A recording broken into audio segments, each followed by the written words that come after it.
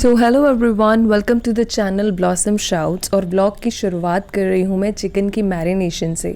आज होली का दिन है और हमें शाम को घर वापस आना है। अभी हम मम्मा के यहाँ जाएंगे, तो आकर इंस्टेंटली हो सकता है काकू मुझसे कुछ मांगे, तो उसी के लिए पहले से ही ये चिकन रेडी करके जा रही हूँ।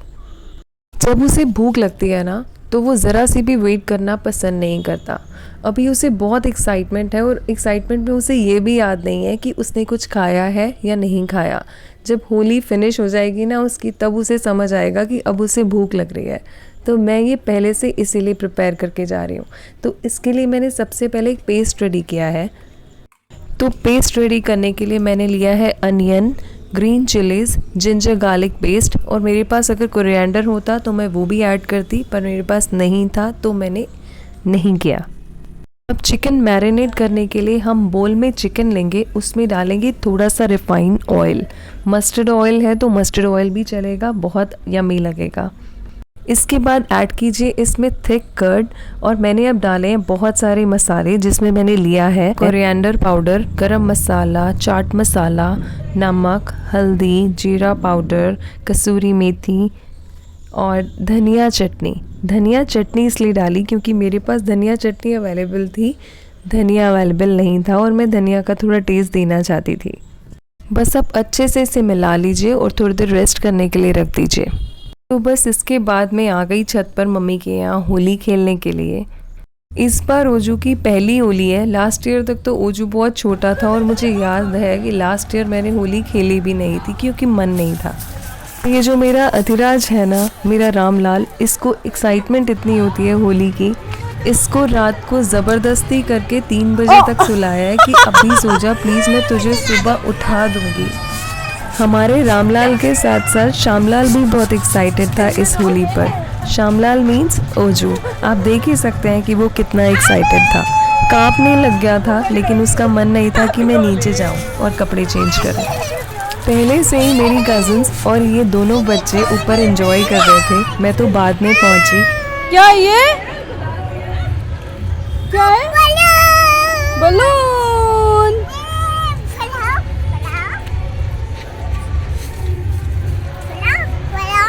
फुलाओ फुलाओ, ये खाब हो गया, हो जाम, ये खाब हो गया। ये फेस्टिवल पर्सनली मुझे अच्छा नहीं लगता क्योंकि मुझे गीला होना अच्छा नहीं लगता, और हमारे घर में होली कोई खेलता भी नहीं है। बट ये बच्चों की वजह से इतनी एक्साइटमेंट सब में आई और इन्होंने इनिशिएटिव लिया तो सब इन्वॉल्व हो गए।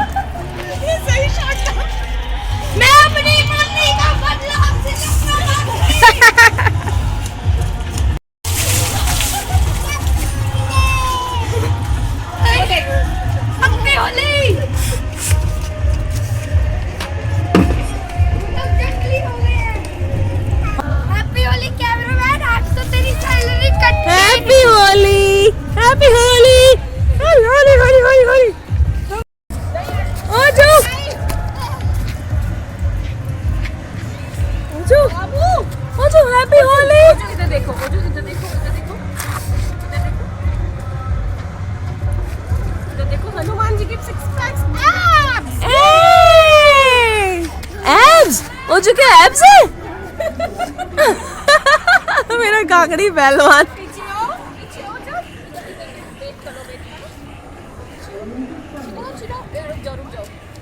इधर आओ ना। क्या बनाओ? अब पतंग। पतंग। तूने का भर भर के उसमें पानी डाला है।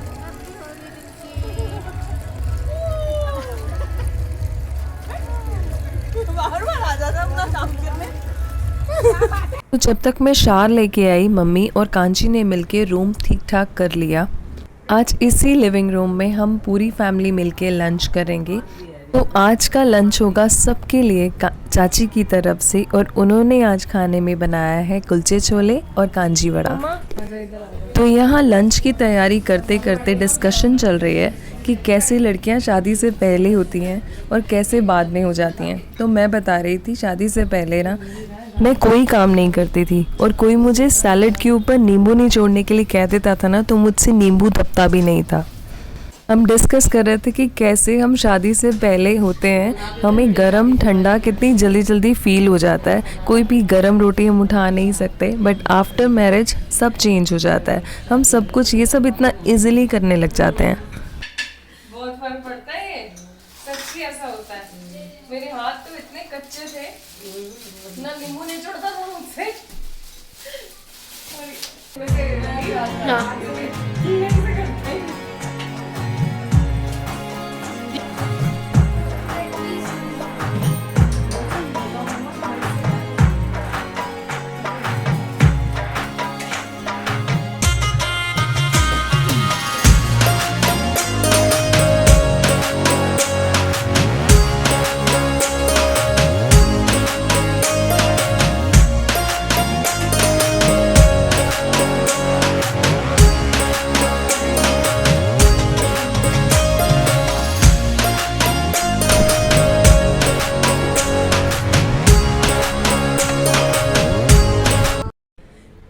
तो मम्मा ने इन चीज़ों को, सारी क्विल्स को, ब्लैंकेट्स को धूप लगवा के रख दी है। मेरा काम है इनको अच्छे से सेटल डाउन करना। So look at this mess. इस रूम में पूरा का पूरा गड़बड़ हो रखा है। सारे के सारे ब्लैंकेट्स और क्विल्स हम इधर ही ला के रखते गए, क्योंकि ना पूरी सर्दियों में सारी ब्लैंकेट और क्विल्ट हमने यूज़ किए हैं। एक्सट्रीम विंटर्स में भी हम लोग मम्मी के यहाँ पे आके स्टे किया हमने, तो सारा का सारा निकालना ही पड़ा। ये देखो, इस बीच हमारा नन्ना ओजू सो रहा है।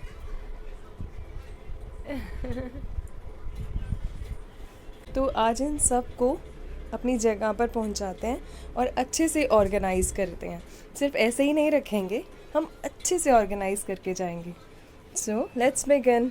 एक माइक्रोफाइबर डस्टर लेके मैंने सबसे पहले इसे एक बार डीप क्लीन कर लिया है। लाइनिंग के लिए मैंने एक पुरानी दरी बिछाई है। आप कोई भी थिक बेडशीट ले सकते हैं या कोई भी वेस्ट रग बिछा सकते हैं।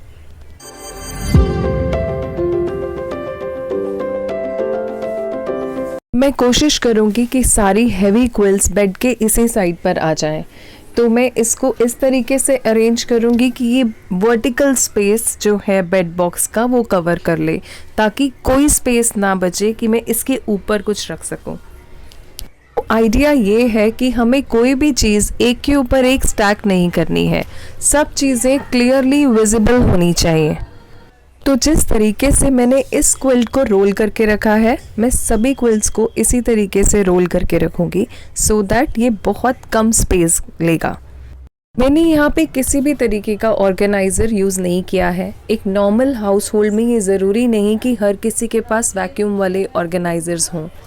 अगर ऑर्गेनाइज़र्स हमारे पास नहीं भी हैं, हम इसे अच्छे से ऑर्गेनाइज़ करके तो रख ही सकते हैं। अब मैंने इन्हें ऐसे ऑर्गेनाइज़ किया है कि मुझे किसी एक क्विल्ट की ज़रूरत होगी ना, तो मैं उसे निकालूंगी तो बाकी डिस्टर्ब भी नहीं होंगी। सो effortlessly 5 quilts I have placed on this side of the bed box. तो ये क्विल्स रखने के बाद मेरे पास अभी भी इतना स्पेस बाकी है जिसमें मैं ये क्विल्ट कवर्स भी साथ में ही डाल सकती हूँ। तो इनको भी यहीं फिक्स कर देते हैं। और ये हमारा ओजू अभी सो के उठ के आया है और थोड़ा लेजी है। से हाय ओजू, गुड इवनिंग। वेव करो ऐसे, हाय। से गुड इवनिंग।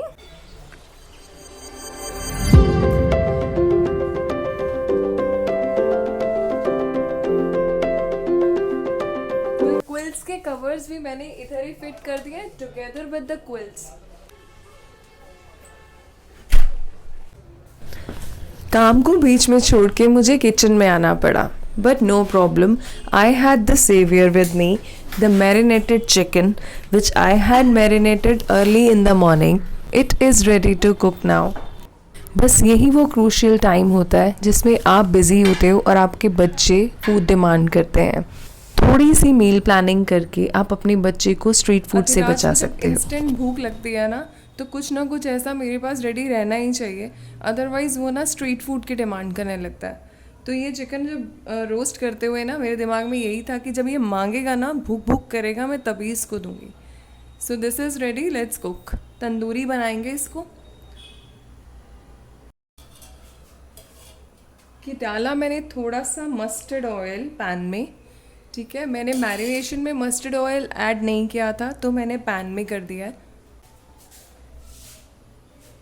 ऑयल हॉट हो चुका है, इसमें ऐड करते हैं चिकन।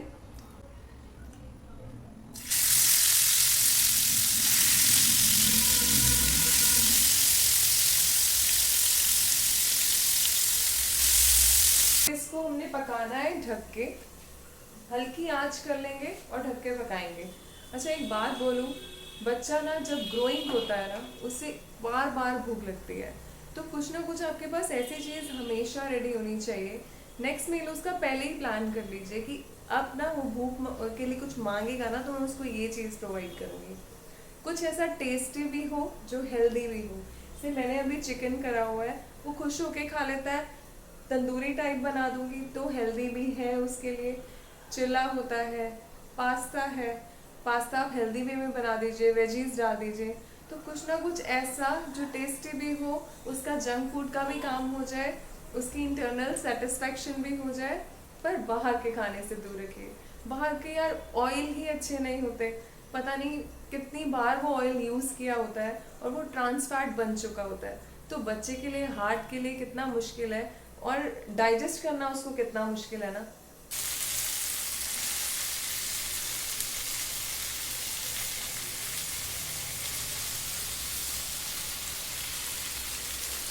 देख रहे हैं कितना टेम्पटिंग लग रहा है। अगर आप इस तरीके का बच्चे को बना के दे दें एट होम तो वो बाहर का क्यों खाएगा। चलिए तो अधूरा काम पूरा कर लेते हैं। मेरे पास अभी बहुत कुछ है बेड में अरेंज करने के लिए, तो मैं दूसरी साइड अब अरेंज करूँगी। लेट्स सी मैंने कैसे अरेंज करी है। बेड के इस साइड पर भी मैंने लाइनिंग स्प्रेड कर ली है।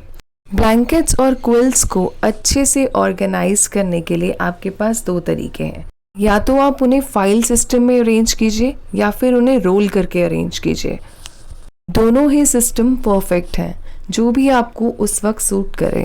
बेसिकली आपको अपनी हर चीज़ को ब्यूटीफुली ऑर्गेनाइज करना चाहिए और आपकी हर चीज़ आपको क्लियरली विजिबल होनी चाहिए और इजी एक्सेसिबल होनी चाहिए। अगर आपका घर ब्यूटीफुली ऑर्गेनाइज्ड है तो आपका मूड भी अच्छा रहता है और आपकी प्रोडक्टिविटी भी इंक्रीज होती है। जनरली बेड बॉक्स से चीज़ें निकालना हमारे लिए एक बड़ा टास्क हो जाता है, और अगर चीज़ें इस तरीके से प्लेस होंगी तो आपका बेड बॉक्स एक अलमीरा की तरह आपको विजिबल होगा। सोचना नहीं पड़ेगा कि कौन सी चीज़ एग्जैक्टली आपने कहाँ प्लेस की थी last time. Look, this is microflow. काम हम सबके पास होते हैं और निपट भी जाते हैं, बट डिफरेंस है हम में से कितनी ऐसी लेडीज़ होंगी जिन्हें अपने कामों से प्यार होता है। हम रोज़ के उन्हीं काम को करते करते इतने बोर हो जाते हैं लाइफ में कि हमें कुछ भी अच्छा नहीं लगता। कर अपने वही कामों को हम एक सिस्टम से करें, ब्यूटीफुली ऑर्गेनाइज करके करें, तो हमें अपनी चीज़ों से प्यार होगा और नेक्स्ट टाइम जब वो चीज़ हमें इजीली मिल जाएगी तो हमारे पास इतना टाइम होगा जो हम अपने आप को दे सकते हैं, कुछ नया सोच सकते हैं, अपने लिए कुछ क्रिएट कर सकते हैं। ब्यूटीफुली ऑर्गेनाइज्ड होम हम सभी लेडीज़ का ड्रीम होता है, पर उसे करना भी हमारे ही हाथ में होता है। So start organising your home from today. आप देखेंगे कि आपकी पर्सनालिटी में कितना चेंज आ गया है। कोई भी काम आपका लास्ट मोमेंट के लिए बचेगा ही नहीं, उससे पहले ही फिनिश हो जाएगा और आपके पास हमेशा इतना टाइम रहेगा कि आप सेल्फ ग्रूमिंग कर सकें। जितनी नीड हमारे घरों में न्यू बेडशीट्स की होती है, उतनी ही नीड हमारे घरों में ओल्ड बेडशीट्स की भी होती है। तो अगर हम उन्हें अच्छे से देख पाएँ कि वो कहाँ पड़ी है, तो ज़रूरत पड़ने पर हम उन्हें यूज़ कर सकते हैं। तो ये थी मेरी under the bed storage organization. कैसी लगी मुझे कमेंट सेक्शन में ज़रूर बताइएगा। See you in the next video. Bye bye.